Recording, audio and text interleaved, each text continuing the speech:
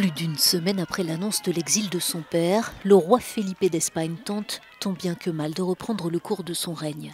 Le souverain peut compter sur le soutien de ses inconditionnels, mais le séisme qui secoue la monarchie espagnole est colossal. Un roi émérite soupçonné de corruption est disparu on ne sait où, triste clap de fin, mais les Espagnols ont-ils jamais connu Juan Carlos? Raconter sa vie, la série de podcasts X-Ray s'y est attelée. Elle connaît aujourd'hui un succès retentissant. Pour la première fois, l'homme derrière la légende est décrit sans phare en Espagne. C'est une histoire que nous, les journalistes et aussi les politiciens estimaient être entièrement connue, mais ce n'est pas le cas. Il y a des événements qui ne sont pas du tout connus du public. On a fait de Juan Carlos un monument, et le problème, c'est que quand on place quelqu'un sur un piédestal, la chute n'en est que plus dure. La caída es todavía más fuerte, ¿no?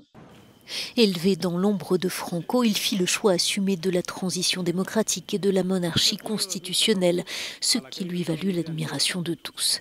Mais il y aura par la suite l'insatiable goût du luxe et des femmes, jusqu'à ce départ incognito.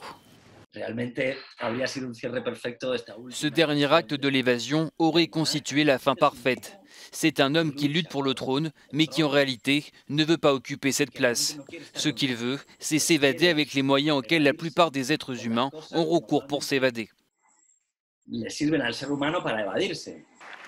Les soupçons sur des mouvements de capitaux douteux s'étoffent après son abdication. Lorsqu'un commissaire véreux enregistre à son insu son ex-maîtresse, Corina Larsen. Elle affirme que l'ancien monarque lui a transféré 65 millions d'euros pour cacher des pots de vin perçus sur un contrat pour des entreprises espagnoles en Arabie Saoudite.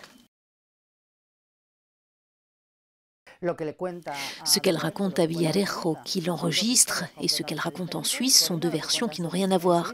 Ce que Corina dit en Suisse, c'est qu'il s'agit d'un cadeau. Donc à ce moment-là, l'objectif du procureur, c'est de savoir ce qui se trouve derrière ce compte, si ce compte appartient réellement à Juan Carlos, et surtout de déterminer s'il y a eu fraude fiscale. Le roi Juan Carlos n'a jusqu'ici pas été inculpé formellement, que ce soit en Suisse ou en Espagne, conclut notre correspondant. Ici, dans son pays, le procureur du tribunal suprême pourra seulement remonter aux événements survenus après 2014, l'année où il a abdiqué et perdu son immunité de chef de l'État. Le roi émérite a assuré que son séjour à l'étranger était temporaire et qu'il reviendrait en Espagne.